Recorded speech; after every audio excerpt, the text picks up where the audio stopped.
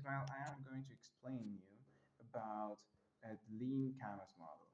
All right, so every brand has a structure when a logistic structure, right? Um, Also, this includes the entrepreneurship. All right, so we have 9 elements of this lean canvas model where we can visualize what is doing the brand, with whom, what is it gaining, and so on. So we first have the problem. Every business is about fixing a problem. All right.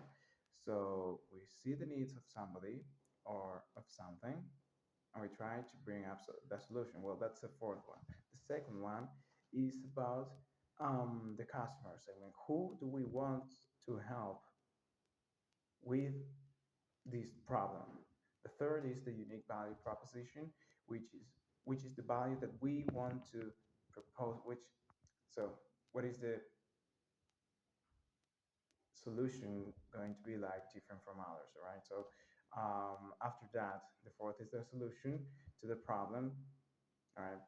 And we have the channels. So what are the channels? The channels are how to communicate with the customer to sell the product, how to reach it. Then we have the revenue stream. The revenue stream is the what is the enterprise, the brand earning by selling the product or service. Then we have the cost structure, which is something negative to our balance sheet, because we are have to invest in something to give to the customer. We have to give money away. And then we have the metrics, the key metrics. How are we going to know that their business is still or really working?